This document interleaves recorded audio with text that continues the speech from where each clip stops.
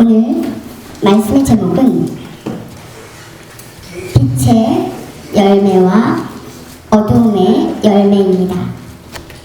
함께 말씀의 은혜를 나누기 원합니다. 먼저 우리가 세상에 사는 모든 사람들이 예수님을 믿든지 믿지 않든지 무조건 이 두 가지 마음을 가지고 있습니다. 무엇이 좋은지 무엇이 나쁜지 한번 생각해 보겠습니다. 단어는 비슷한 것 같은데 그렇지 않습니다. 완전히 다른 의미를 가지고 있습니다. 자존심, 농아인들 이렇게 수어로 표현합니다. 또 더 강하게 표현하면 이렇게 표현합니다. 자존심은 좋지 않습니다. 자존감, 자신을 존중하는 것입니다. 굉장히 좋은 단어입니다. 자신에 대해서 자신을 귀히 여기고 자신을 사랑한다는 것입니다. 더 설명드리면 자존심은 다른 사람하고의 관계에서 나는 잘해, 나는 자신의 그런 어떤 잘하는 것을 보여주고 싶은 그런 마음입니다. 자존감은 스스로 내가 중심이 되어서 다른 사람을 존중하고 다른 사람을 사랑하는 것입니다. 주체가 다릅니다. 자존감이 강하면 다른 사람을 무시할 수 있습니다.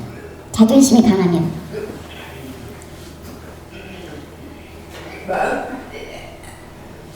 그러나 이렇게 뜻이 자존심과 자존감이 다른 것을 볼 수 있습니다. 자존심이 강하면 굉장히 힘듭니다. 그러나 자존감이 강한 사람은 아주 편합니다. 몇 년 전 일본에서 어떤 일이 일어났는데 젊은 남자 청년이 학교에서 공부를 굉장히 잘했습니다. 매번 1등만 했습니다. 이런 청년이 대학교에 들어가려고 하는데 정말 굉장한 실력을 가지고 있었습니다. 그런데 유명한 회사에 입사하려고 했습니다. 아마 분명히 합격할 거라고 생각했습니다. 그런데 합격자 이름에 그 청년 이름이 없었습니다. 이상한 일인데 합격자 이름에 자신의 이름이 없는 것을 보고 집으로 돌아와서 고민하다가 약을 먹고 자살을 했습니다. 내가 공부를 잘하고 그래서 회사에 들어가면 분명히 합격할 줄 알았는데 내가 떨어지다니. 알아보니 회사에서 실수를 한 것입니다. 너무 실력이 뛰어나서 이 사람을 따로 제외시켜 놓고 일을 하다 보니까 합격자 명단에 빠지게 된 것입니다. 그래서 급히 전보를 보냈습니다. 합격된 것을 축하하는 전보를 보냈는데 이미 그 청년은 죽었습니다. 결국 회사 그 사장이 시간이 많이 흐른 후에 인터뷰를 했습니다. 그 청년이 실수로 합격자 명단에 없어서 그런 일에 대해서 실수가 컸다는 것을 물어보니까 아닙니다. 그 청년이 우리가 실수한 것은 맞지만 그 청년이 회사에 들어왔을 때 자신의 그 실력이 너무 뛰어나서 일을 하는데 그 사람의 눈치를 볼 수도 있기 때문에 그 사람이 들어오지 않는 것이 나았을지도 모른다고 인터뷰를 했습니다. 자존심이 너무 강한 사람은 다른 사람에게 기쁨이 되지 못합니다. 아마 우리들 가운데도 자존심이 강한 사람이 있다면 그 자존심을 버리시기 바랍니다. 자존감을 가지셔야 합니다. 나는 부족하고 잘못하지만 그래도 괜찮아. 나는 내 있는 대로의 모습에 대해서 내가 다른 사람을 사랑할 수 있고 다른 사람을 위로할 수 있습니다. 그런 사람은 어디든 가든 환영을 받습니다. 기억하시기 바랍니다. 요즘 뉴스를 보면 충격적인 일들이 많이 있습니다. 두 가지. 또 감격적인 일이 두 가지 있습니다. 충격적인 일은 여러분 이 뉴스를 보셨죠? 아기를 낳고 아주 태어난 지 얼마 안 됐을 때에 아이를 죽여서 냉장고에 넣어두었습니다. 또 1년 뒤에 또 아이를 낳아서 또 냉장고에 넣어두었습니다. 여러분 그렇게 냉장고에 두고 몇 년을 사실 수 있겠습니까? 그 냉장고 문을 열 때마다 어떻겠습니까? 그런데도 그렇게 냉장고 안에 아이를 넣어두고 살았습니다. 남편은 뭐 모른다고, 그 일에 대해서 모른다고 했지만 아마 알고 있을 거라고 믿고 경찰에서 조사 중입니다. 정말 끔찍한 일입니다. 그런 모습이 있었고, 두 번째는 어제 서울시청 앞에서 퀴어 축제가 있었습니다. 동성애자들의 1년마다 이런 행사를 합니다. 계속해서 서울시청 광장에서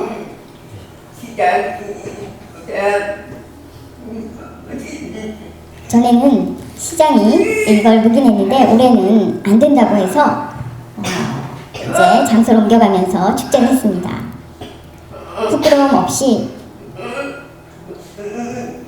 세상에 나와서 이런 축제를 하는데 농아인들도 있습니다. 이 가운데. 그래서 동성애자 이렇게 부르지 않고 요즘은 성소수자 이렇게 부릅니다.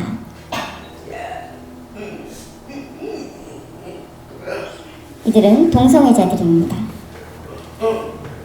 이 모습을 보면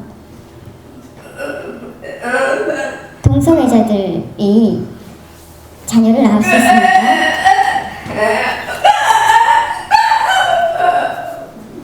생각이 우리랑 다릅니다. 한국뿐만이 아니라 유럽과 전 세계에 동성애자들이 많이 있습니다. 또 이런 축제를 열고 있습니다. 또 한편에서는 반대하는 사람들이 데모를 했습니다. 엄마와 아빠와 그 자녀들로 구성되어야 하는데 그 동성애를 하지 말라고 데모하는 중입니다. 영어를 보면 패밀리, 가족은 영어 큰 그 앞에 있는 단어들로 family and mother, I love you 해서 패밀리라는 단어를 만들었습니다. 아빠, 엄마, 사랑해요. 그것이 가족입니다. 동성애로는 가족을 이룰 수가 없습니다.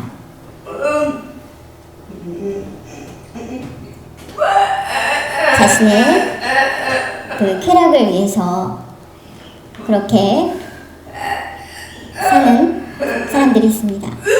결국 정말 세상에 그런 마지막 때가 가까이 온 것 같습니다.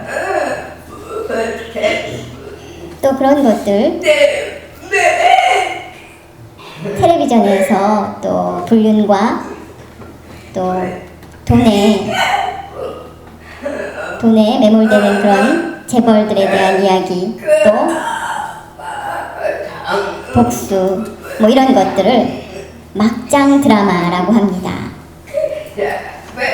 정말 세상에 마지막 때가 가까이 와서 이런 여러 가지 정말 생각하기 어려운 그런 일들이 있습니다.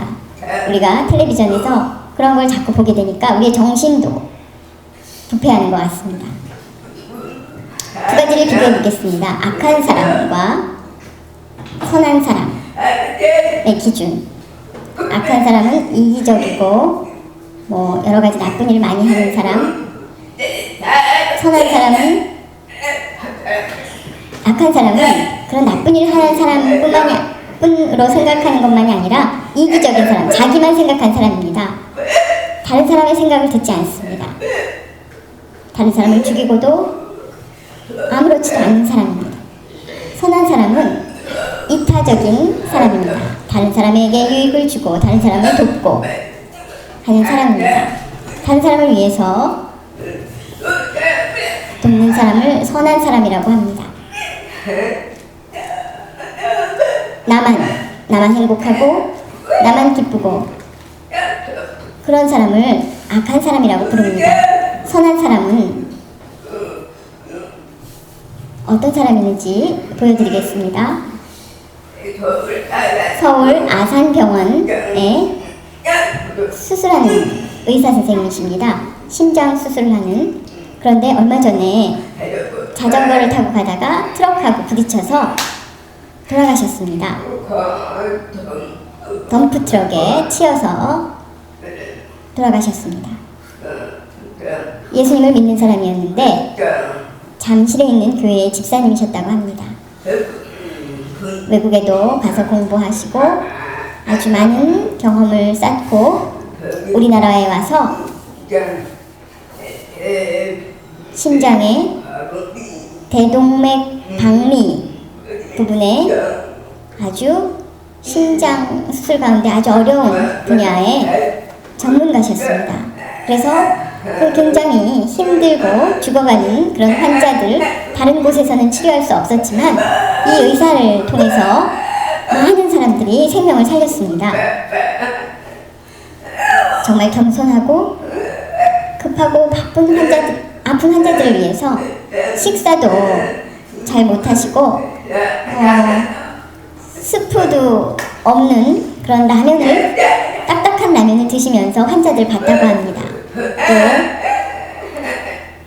집이 멀면 곤란하기 때문에 병원 가까운 곳에서 살면서 자전거를 타고 병원을 다니다가 이렇게 차에 치여서 돌아가셨습니다. 이분이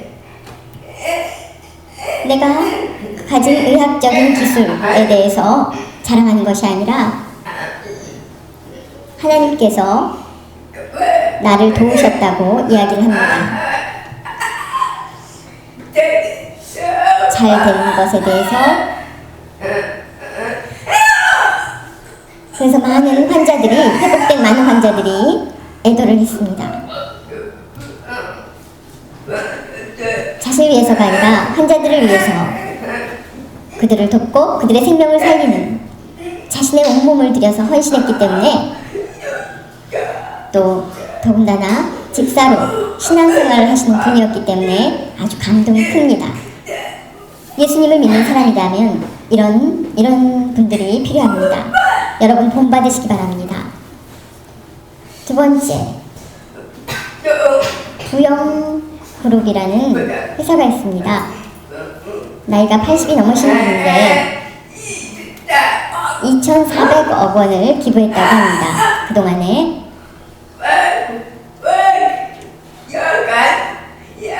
1억, 2억, 20억이 아니라 200억이 아니라 2,400억 원을 기부를 했다고 합니다. 깜짝 놀랄 만한 일입니다. 무엇 때문에 이분이 이렇게 기부를 했을까요? 자세히 그 내용을 보겠습니다. 어디에 기부했는지. 순천이, 전남 순천이 고향인데 그 고향 사람들에게 가난한 학교를 다니지 못한 그런 사람이었는데 그런 고향에 사는 자기 고향에 사는 사람들에게 또 고향 근처에 있는 사람들에게 280가구에 최고 1억을 기부했다고 합니다. 최하 2,600만 원. 2,600만 원이라는 것은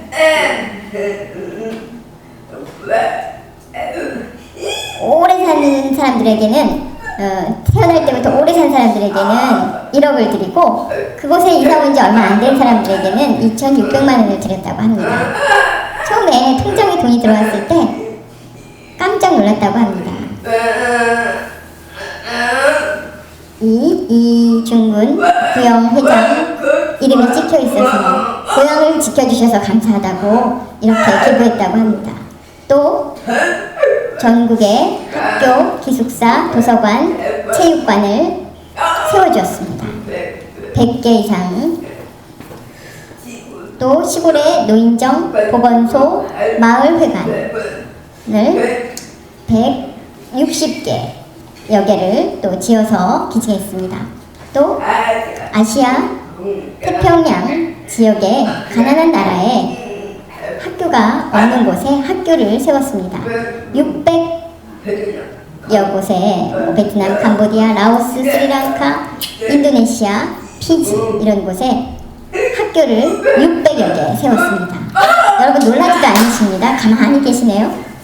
아주 대단한 일입니다. 또 학교를 세운 것으로 끝나는 것이 아니라 칠판이 필요합니다.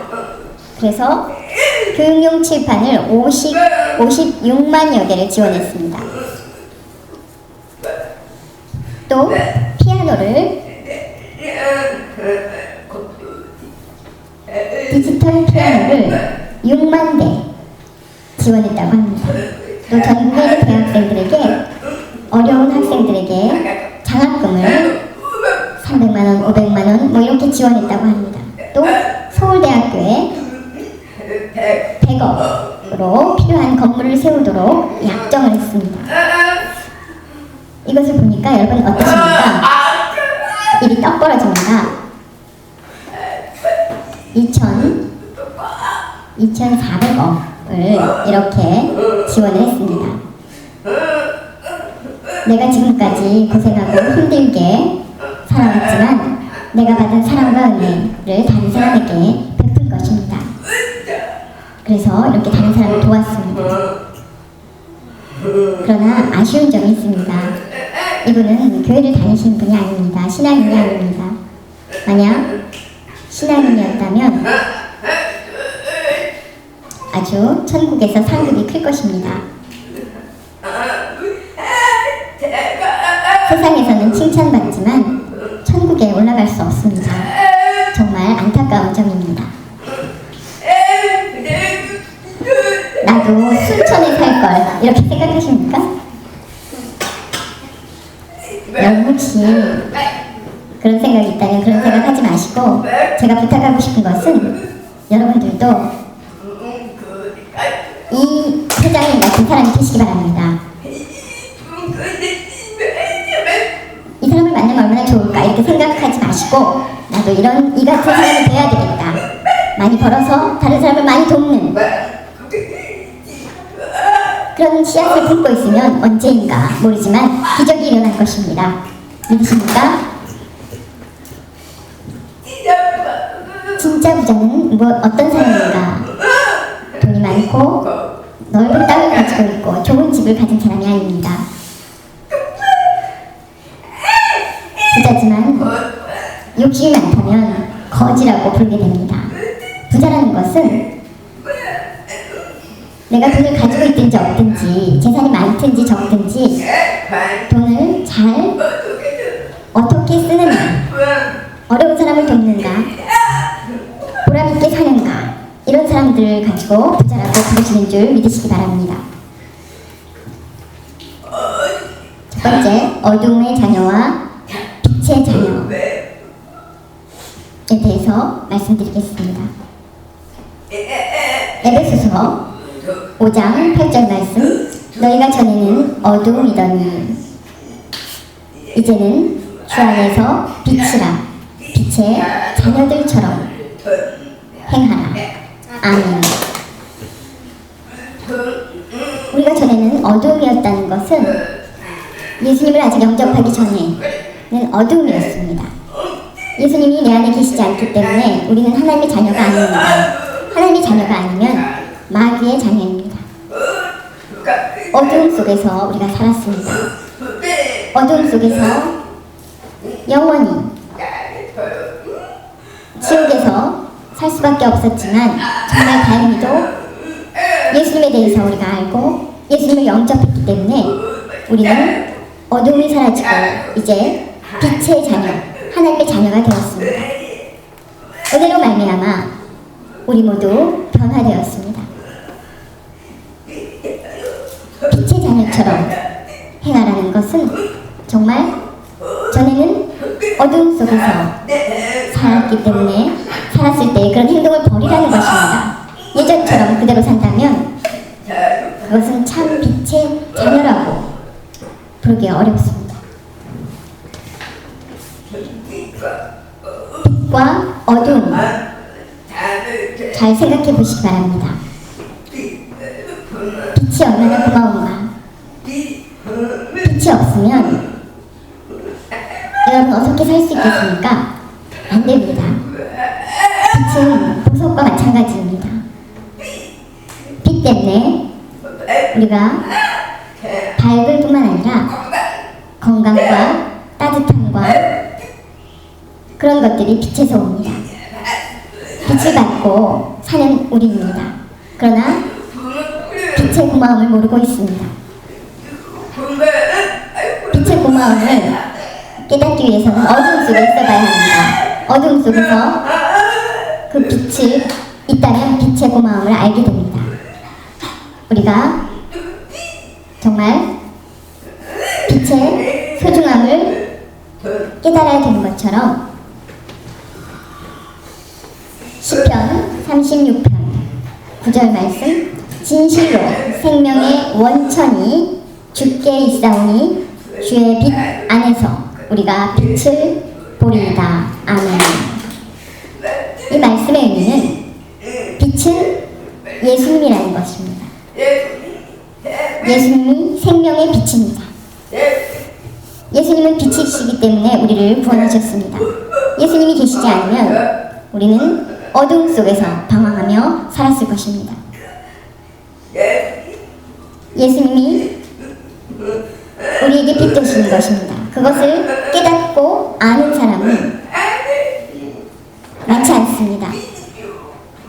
빛의 고마움을 모르는 사람처럼 예수님께서 우리를 위해서 세상에 오시고 우리의 죄를 구원하시기 위해 죄에서 구원하시기 위해 십자가에 달리신 그 고마움을 우리가 알아야 하는데 그것에 대해서 모르는 사람들이 너무나 많습니다.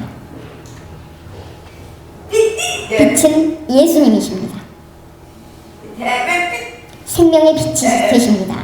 에베소서 5장 14절 말씀 그러므로 이르시기를 잠자는 자여 깨어서 죽은 자들 가운데서 일어나라. 그리스도께서 너에게 비추이시리라 하셨느니라. 아멘. 우리가 세상에서 사는 그런 많은 사람들은 예수님을 잘 모릅니다. 예수님이 필요 없다고 하는 사람들도 많이 있습니다. 그러나 우리는 예수님을 믿고 내 마음속에 영접하고 있음에도 불구하고 교회를 다님에도 불구하고 예수님께서 나의 생명의 빛 되심에 대해서 고마움을 모르는 사람들이 많이 있습니다. 그렇기 때문에 그런다면 곤란합니다. 하나님께서 주신 생명의 빛에 대해서 감사하며 구원에 대해서 감사하며 날마다 고백하는 여러분 되시기 바랍니다. 두 번째, 어두움의 일과 어두움의 열매에 대해서 말씀드리겠습니다. 어두움의 일은 무엇인가? 또 어두움의 열매는 무엇인가? 여러분, 열매는 좋은 열매만 있는 것이 아니라 나쁜 열매도 있습니다. 양귀비라는 꽃인데 아주 꽃이 아름답습니다. 빨갛고 가운데가 까만 아주 매혹적인 꽃입니다. 꽃이 시든 후에 열매가 생깁니다. 이 열매는 마약입니다. 괜찮습니까? 아닙니다. 굉장히 위험합니다. 혹시 이것을 보면 이것을 취한다면 이렇게 마약에 취한 사람이 됩니다. 미국의 마약 중독자들의 모습은 이렇게 좀비처럼 이렇게 흐느적거립니다. 남자고 여자고 이 마약에 취해서 이렇게 흐느적거리면서 삽니다. 마약 때문에 그렇습니다. 그래서 중독이 돼서 끊기도 어렵습니다. 처럼 나쁜 열매도 많이 있습니다. 세상에 좋은 열매만 있는 것이 아닙니다. 나쁜 열매가 많이 있습니다. 우리 사회 속에서 우리를 아주 나쁜 일에 빠지게 하는 그런 일들이 많이 있습니다.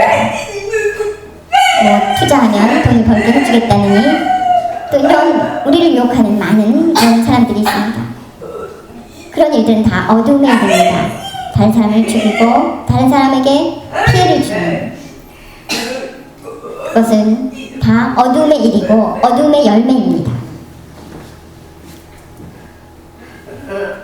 이 모습이 정말 이상하죠?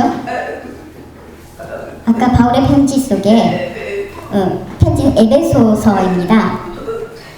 그것은 아시아 지역의 에베소라는 도시에 있는 교회에 보낸 편지입니다. 그 에베소에는 아데미 여신이 있었습니다. 그 여신의 모습을 보면 유방이 24개가 있습니다. 2개가 아니라 24개가 있습니다.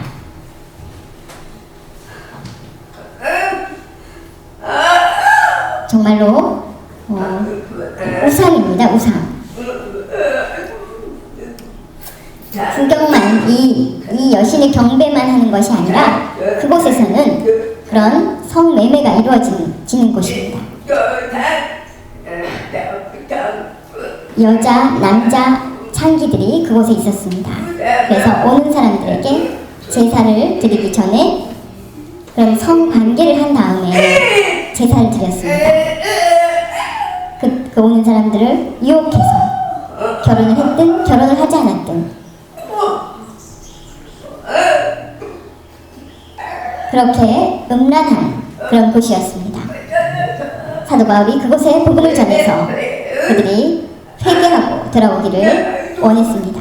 그런데 아직도 그런 일들이 그 도시에 남아있었기 때문에 절대로 그런 일을 해서는 안 된다고, 끊어야 된다고 이야기합니다. 복음을 전하던 사람들 중에 새로 예수님을 믿고 영접한 사람들이지만 예전의 행동들이 남아있어서 그 행동을 하면 절대로 안 된다고 이야기하는 것입니다. 그렇게 가르쳤습니다. 하나님은 거룩한 분이시기 때문에 이런 우상을 섬기는 일, 음란한 일에 대해서 하나님께서는 용납하지 않으신다는 것입니다. 그리스도인이라면 그런 어두움의 일을 끊으셔야 합니다. 밝은 데로 나오셔야 합니다. 깨끗하고 거룩한 삶을 살아야 합니다. 에베소서 5장 3절 말씀, 음행과 온갖 더러운 것과 탐욕은 너희 중에서 그 이름조차도 부르지 말라. 이는 성도에게 마땅한 방이라. 아멘.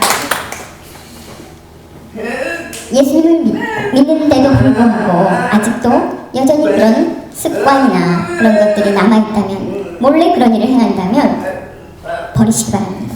하나님께서 그런 사람들을 버리십니다. 속히 결단하고 끊어야 합니다. 교회를 다니고 또 목사, 장로, 권사 중에도 그런 사람들이 많이 있습니다. 믿음이 엉터리인 사람들이 많이 있습니다.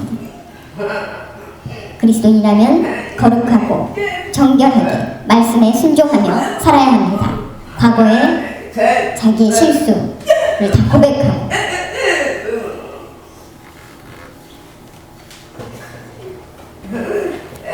옛날에 영국에 남자 형제가 있었는데 소매치기를 했습니다. 양을 도둑질하는 사람들이었습니다. 도둑질해서 팔았습니다. 마을에서 양이 계속 사라지는 것입니다. 결국 동네 사람들이 힘을 합해서 이 양 도둑을 잡았습니다. 두 형제를 잡았습니다. 죄를 고백했습니다. 잘못했습니다. 화가 나서 마을 사람들이 어떻게 할까 그러다가 대신 머리에다가 이마에다가 ST라는 자국을 새겼습니다. 불로 양도둑이라는 영어의 약자입니다. ST. 뜨거운 불에 인두로 이마에다가 찍었습니다. 그것이 없어지지 않았습니다. 두 사람은 어떻게 됐을까요? 한 사람은 고민하다가 사람들이 자기를 보고 양도둑인 것을 다 알기 때문에 멀리 도망갔습니다. 또 한 사람은 똑같이 이마에 새겨져 있었지만 용서를 이마에 인두를 새기는 대신에 용서를 받아서 열심히 마을을 청소하고 봉사하고 힘든 일을 맡아 하면서 시간이 흘렀습니다. 나이가 들었습니다. 마을 사람들이 이 사람에게 너무 고마워했습니다. 정말로 존경했습니다. 나이가 들었을 때 어떤 여행자가 이 마을에 와서 이 사람을 만났습니다. 이마에 ST라고 새겨져 있는 식당 주인에게 밥을 먹다가 저 사람 이마에는 왜 ST라고 새겨져 있는지 물었습니다. 아마 거룩한 사람, 세인트라는 단어를 줄여서 ST라고 쓰기도 합니다. 거룩한 사람이라고 생각을 했습니다. 같은 ST지만 양도둑인 동시에 거룩한 사람으로 불릴 수 있습니다. 과거에 우리 마음속에도 양도둑 같은 마음이 있습니다. 그러나 그리스도를 영접한 후에 우리는 성인, 거룩한 사람으로 변화되어야 합니다. 그런 여러분 되시기 바랍니다. 세 번째, 성령의 열매와 빛의 열매. 성령의 열매는 여러분 잘 알고 있습니다. 그런데 빛의 열매는 어떤 관계가 있는가 보겠습니다. 갈라디아서 5장 22절에서 23절 말씀. 오직 성령의 열매는 사랑과 희락과 화평과 오래 참음과 자비와 양선과 충성과 온유와 절제니. 아멘. 9가지 성령의 열매가 있습니다. 사람마다 우리가 좀 착각하고 있는 것이 있는데 어떤 사람은 기도를 아주 뜨겁게 열심히 40일 동안 금식 기도도 하고 그렇기 때문에 성령이 충만함을 받아서 올 것이라 대단한 사람이다 이렇게 생각하지만 그런데 목사님을 보고 또 뭐가 부족하다고 비판하는 그런 사람은 성령 충만한 사람이 아닙니다. 성령 충만함을 받고 돌아오면 첫 번째로 변화되어야 합니다. 내가 변화되고 성령의 열매가 나타나야 합니다. 성령의 열매와 빛의 열매를 비교해보면 자세히 설명드리겠습니다. 성령의 열매는 내 성품이 변화하는 것입니다. 예를 들면 쉽게 말씀드리면 전에는 내가 다른 사람을 미워했었는데 그 미움이 사라지고 사랑하게 되는 것, 그것이 성령의 열매입니다. 불평 불만이 가득했었는데 감사와 기쁨이 넘치는 것, 그것이 성령의 열매입니다. 칼을 잘 냈었는데 웃음으로 대하는 그런 사람, 성령의 열매입니다. 남의 단점을 찾아 흉을 보고 다른 사람에게 막 이야기하고 다녔는데 이제 말없이 감싸주고 위로해주는 그런 사람이 성령의 열매를 가진 사람입니다. 자기 자신을 절제하는 사람, 그런 사람이 성령의 열매를 가진 사람입니다. 성령의 열매는 내 성품이 온전히 변하는 것입니다. 믿으십니까? 빛의 열매는 모든 착함과 의로움과 진실함에 있느니라. 에베소서 5장 9절 말씀. 아멘. 빛의 열매는 세 가지입니다. 더 자세히 설명드리면 여러분 그 세 가지 색깔로 우리가 세계 3원색을 우리가 배웠는데 빨강, 파랑, 노랑이 있습니다. 섞으면 어떤 색이 됩니까? 까만색이 됩니다. 이상하죠? 세 개를 전부 섞으면 집에 가서 한번 그려보십시오. 색깔을.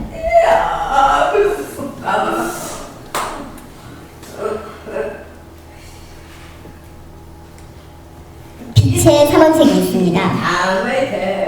색깔이 빨강, 초록, 파랑입니다. 빛의 3원색을 합해서 하면 비추면 흰색이 됩니다. 여러분 컴퓨터 그러니까 흰색은 빨강과 초록과 파랑을 함께 비추면 흰색이 됩니다.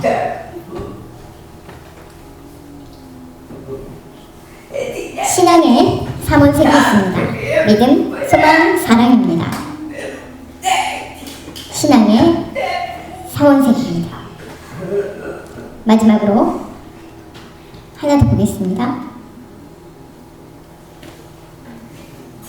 신자의 성품 3원색이 있습니다.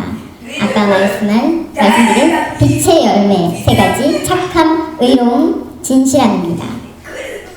그리스도인의 성품 3가지 꼭 필요합니다.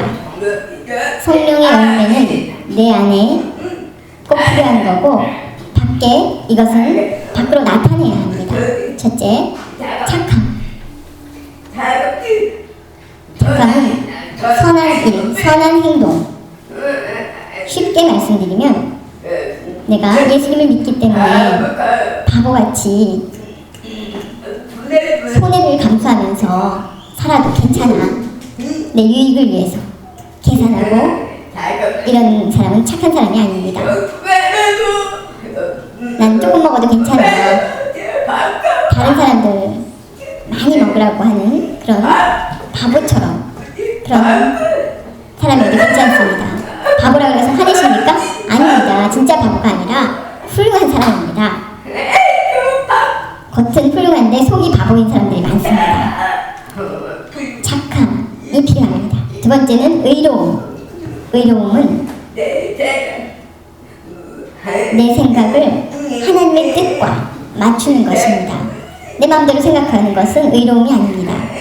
하나님의 뜻에 맞출 때 내가 의롭게 됩니다. 쉽게 설명드리면 어느 부부가 나이가 많아서 남편이 치매로 병원에 갔습니다. 선생님께서 앞으로 어렵겠습니다. 치료가 어렵습니다. 방법이 없습니다. 그때 요양병원에 가라고 이야기를 합니다.